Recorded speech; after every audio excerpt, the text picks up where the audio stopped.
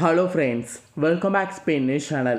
எனக்கு இந்த வீடியோவில் பார்த்தீங்கன்னு வச்சுக்கோங்களேன், மிக மிக முக்கியமான ஒரு ஆன்மீக பரிகாரத்தை தான் இப்போ இந்த வீடியோவில் அதிரடியாக பார்க்க போகிறோம்.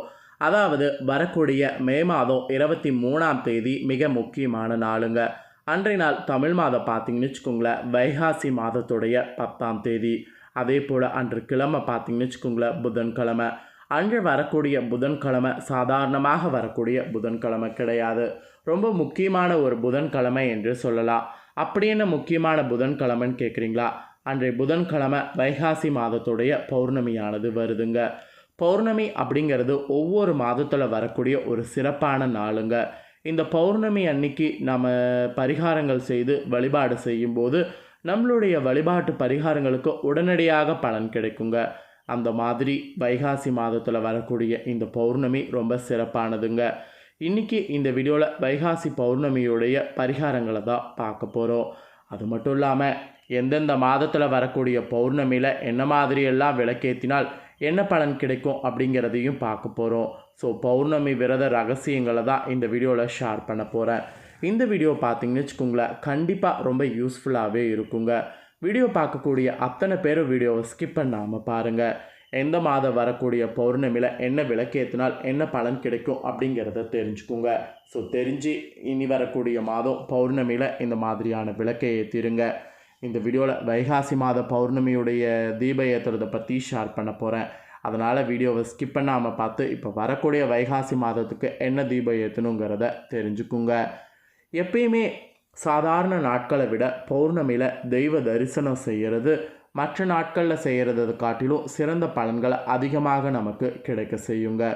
பௌர்ணமியில் விரதம் இருந்து வழிபாடு செய்தாலே எண்ணற்ற அளவற்ற பலன்கள் பெறலாம் என்பது பலரும் நாம் அறியாத ஒரு விஷயங்க. அதை இன்னைக்கு இந்த வீடியோவில் அறிஞ்சுக்குங்க. பௌர்ணமியில் மலை மீது பிரபஞ்ச சக்தி அதிகமாகவே இருக்குங்க. சில விஷயங்கள் மனித அறிவுக்கு அப்பாற்பட்டதாக இருக்கிறதுல அந்த மாதிரி தான் இந்த சக்தி எல்லாம். ஆன்மீகமோ அறிவியலோ இரண்டிலும் எதுவாக இருந்தாலும் பௌர்ணமியில் கிளிவரம் வருவது, விரதம் மேற்கொள்வது போன்ற செயல்கள் மனதை ஆட்டோமேட்டிக்காக தூய்மைப்படுத்துவதாக கூறப்படுதுங்க. அதுவும் பௌர்ணமி அன்னைக்கு முழு நிலவு தரக்கூடிய பிரகாச ஒளி உங்கள் மனதிலும் வாழ்விலும் ஏற்படக்கூடிய எல்லா கஷ்ட நஷ்டங்களையும் போக்குங்க. ஸோ பௌர்ணமி வழிபாட்டை இனி ஒவ்வொரு மாதமும் மிஸ் பண்ணாமல் மேற்கொள்ளணும். இந்த வீடியோவில் எந்தெந்த மாத பௌர்ணமியில் என்ன மாதிரியான விளக்குகள்லாம் ஏற்றுனா என்ன பலன்கள் கிடைக்கும் என்பதை தான் இப்போ நாம் பார்க்க போகிறோம். ஸோ வீடியோவை ஒவ்வொருவரும் பார்க்குறவங்க ஸ்கிப் பண்ணாமல் பாருங்கள். உலகத்தை படைத்து உலக நாயகியாக இருக்கக்கூடிய அம்பிகையை பௌர்ணமியில் எந்த மாதம் வழிபாடு எப்படி செய்யணும் அப்படிங்கிறத இந்த வீடியோவில் தெரிஞ்சு வாழ்வில் இருக்கக்கூடிய இருள் நீங்கி ஒளிமயமான எதிர்காலத்தை அமைத்து கொள்ளுங்க. ஸோ நம்பிக்கையோட அடிப்படையில் இனி வரக்கூடிய மாதம் பௌர்ணமியில் இதை ட்ரை பண்ணுங்கள். பௌர்ணமியில் கட்டாய விரதம் இருந்து வீட்டில் விளக்கேற்றி வழிபாடு செய்ய வேண்டும். இதனால் வாழ்வில் சகல வளங்களும் பெறலாம் என்பது நம்பிக்கை. அதனால் இனி எந்த ஒரு மாத பௌர்ணமியும் மிஸ் பண்ணிடாதீங்க. சரி வாங்க, ஒவ்வொரு மாத பௌர்ணமியில் என்ன விளக்கேற்றணுங்கிறத பார்க்கலாம். ஃபஸ்ட்டு சித்திரை மாதத்தை பார்க்கலாம். சித்திரை மாதம் முடிஞ்சிருச்சு, இருந்தாலும் சித்திரை மாதம் தான் ஃபஸ்ட்டு மாதம், அதிலிருந்து பார்க்கலாம் வாங்க. சித்திரை மாதம் வரக்கூடிய பௌர்ணமி சித்ரா பௌர்ணமியாக கொண்டாடப்பட்டு வருது. இந்த பௌர்ணமி மிகவும் விசேஷமானது. இந்த பௌர்ணமியில் விரதம் இருந்து அம்பிகை விளக்கேற்றி வழிபட்டால் குழந்தை பாக்கியம் கிடைக்கும். நைவேத்தியமாக எலுமிச்சை சாதம், பானகம், ஏலக்காய், கிராம்பு, பச்சை கற்பூரமும் வைக்கணும். இதை வைத்திங்கன்னா செல்வம் நிலைக்கும், தானியம் பெருகும். ஸோ சித்திரை மாத ஏகாதசியில் விரதம் இருந்து நாம் விளக்கேற்றி இந்த நைவேத்தியம் வைத்து வழிபாடு செய்தால் அம்பிகைக்கு நமக்கு இந்த மாதிரியான பலன்லாம் கிடைக்கும். அடுத்ததாக வைகாசி. இப்போ வரக்கூடிய 2வது மாதம் வைகாசி. இப்போ மே 23ஆம் தேதி அன்றைக்கி வைகாசி பௌர்ணமி வருது. அன்று இப்போ நான் சொல்லக்கூடிய இந்த விளக்கேற்றி பரிகாரம் செய்துடுங்க. வைகாசி மாதத்தில் வரக்கூடிய பௌர்ணமியானது அம்பிகைக்கு விரதம் இருந்து விளக்கேற்றி வழிபாடு நாம் அன்றைய நாள் செய்யும்போது பிறவா நிலையை அடையலாம். நைவேத்தியமாக அன்று அம்மனுக்கு சக்கரை பொங்கல், விளாம்பழம் வைக்கிறது சிறப்பு. இதனால் திருமணமாகாத பெண்களுக்கு விரைவில் திருமணம் கைகூடி வரும். ஸோ திருமணமாகாத பெண்களும் ஆண்களாகவும் இருக்கிறவங்க நீங்கள் வரக்கூடிய இந்த வைகாசி பௌர்ணமி அன்னைக்கு அம்பாளுக்கு நைவேத்தியமாக விளாம்பழமும் சக்கரை பொங்கலும் வைத்து விளக்கேற்றி வழிபாடு செய்து ஒரு 4 பேருக்கு அந்த பிரசாதத்தை கொடுங்க. அப்படி கொடுத்துட்டிங்கன்னா திருமணமாகாமல் இருக்கக்கூடிய உங்களுக்கு விரைவில் திருமணம் கைகூடி வரும். வரக்கூடிய இந்த வைகாசி பௌர்ணமியில் செய்ய வேண்டிய பரிகாரம் இதுதான். அடுத்ததாக ஆணி பௌர்ணமிங்க. ஆணி மாதத்தில் வரக்கூடிய பௌர்ணமி அன்று அம்பிகைக்கு விரதம் இருந்து விளக்கேற்றி வழிபட்டு வந்தால் காரிய வெற்றி கெட்டுங்க. எடுத்த காரியங்கள் அனைத்தும் சுபமாக முடியுங்க. நெய்வேத்தியமாக உளுத்தம்பருப்பு சாதமும் முக்கணிகளையும் படைத்து அன்று வழிபாடு செய்கிறது சிறப்பான பலன்களை தருங்க. இந்த நாளில் சாவித்திரி பூஜை செய்வது மாங்கல்ய பலத்தை அதிகரிக்க செய்யும். குழந்தை இல்லாத தம்பதியருக்கும் விரைவில் குழந்தை உண்டாகும் என்பது நம்பிக்கை. அதனால் ஆணி பௌர்ணமியில் என்ன நைவேத்தியமோ அதை பண்ணி 4 பேருக்கு கொடுங்க. நீங்கள் அப்படி கொடுக்கறதுனால இந்த மாதிரியான அதிர்ஷ்ட பலன் உங்களுக்கு கிடைக்கும். அடுத்ததாக ஆடி மாதங்க.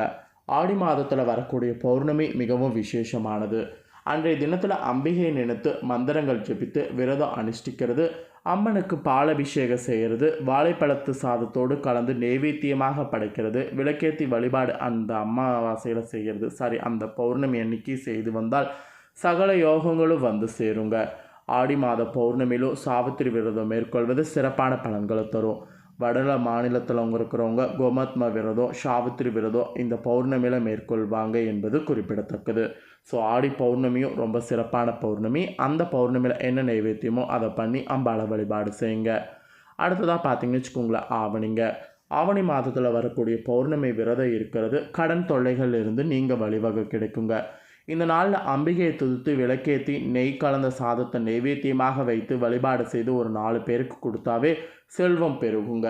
மேலோங்கி இருக்கக்கூடிய கடன் பிரச்சனைகள் எல்லாமே பார்த்தீங்கன்னு வச்சுக்கோங்களேன் படிப்படியாக நீங்குங்க. ஸோ ஆவணி மாத பௌர்ணமியில் நாம் இந்த நைவேத்தியம் பண்ணி 4 பேருக்கு கொடுத்தா இந்த மாதிரியான புண்ணியம் கிடைக்கும் என்று சொல்லப்பட்டிருக்குங்க. அடுத்ததாக புரட்டாசிங்க. புரட்டாசியில் வரக்கூடிய பௌர்ணமி என்று விரதம் இருந்து அம்பிகையை வணங்கி விளக்கேற்றி வழிபாடு செய்வதனால வாழ்வில் சகல நன்மைகளும் நடைபெறுங்க. குடும்பத்தில் லக்ஷ்மி கடாட்சம் உண்டாகுங்க. புரட்டாசி பௌர்ணமிக்கு நெய்வேத்தியமாக இளநீர் தாயாருக்கு படைக்கிறது விசேஷங்க. இளநீரை படைத்து தானமாக கொடுக்க வேண்டுங்க. அடுத்ததாக ஐப்பசி பௌர்ணமிங்க. ஐப்பசியில் வரக்கூடிய பௌர்ணமியில் விரதம் இருந்து வீட்டில் விளக்கேற்றி வழிபட்டு வந்தால் பசிப்பிணிகள் நீங்குங்க.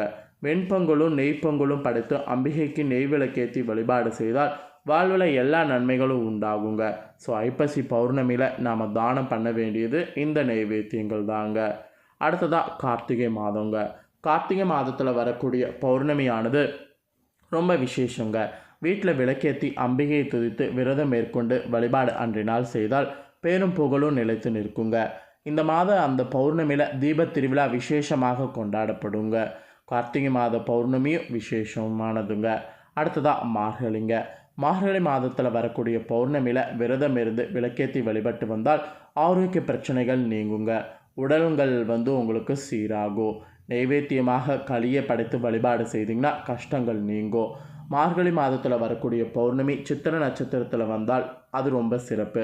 திருவாதுரை திருவிழாவாக சிறப்பாக கொண்டாடப்படக்கூடிய ஒரு நாளாக மார்கழி பௌர்ணமியானது குறிப்பிடப்படுதுங்க.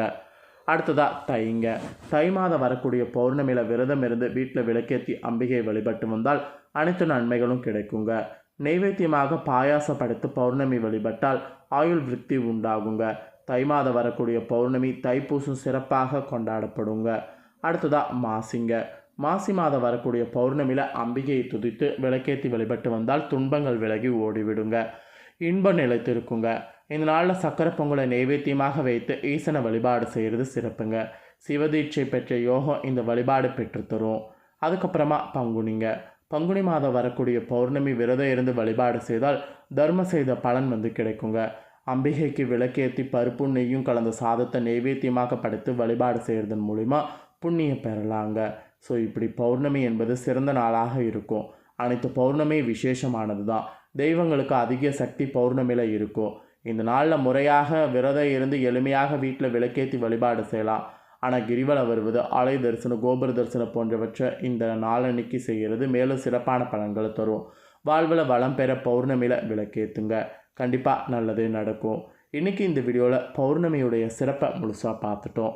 அதுவும் வர இருக்கக்கூடிய மாதங்களுக்கு பௌர்ணமியில் என்ன பலன் கிடைக்குங்கிறத தெளிவாக இந்த வீடியோவில் ஷேர் பண்ணிட்டேன் விரதம் இருக்கிறதுனால. ஸோ கண்டிப்பாக இனி எந்த பௌர்ணமியும் மிஸ் பண்ணிடாதீங்க. இந்த பௌர்ணமி வீடியோவை நீங்கள் பார்த்தது போல் உங்கள் ஃப்ரெண்ட்ஸ் ஃபேமிலியில் இருக்கவங்களும் பார்த்து பயனடையணும்னு நினச்சிங்கன்னா வீடியோ லைக் பண்ணி ஷேர் பண்ணுங்கள். உங்கள் ஃப்ரெண்ட்ஸ் ஃபேமிலியில் இருக்கிறவங்களும் வீடியோ பார்க்கட்டும். அவங்களும் பௌர்ணமிகளை பற்றி தெரிஞ்சு இந்த பௌர்ணமிகளில் வழிபாடு செய்து முன்னேறட்டும். மேலும் இதே போல் புதிய அப்டேட்டான நிறைய வீடியோ நம்ம சேனலில் போடப்படும்.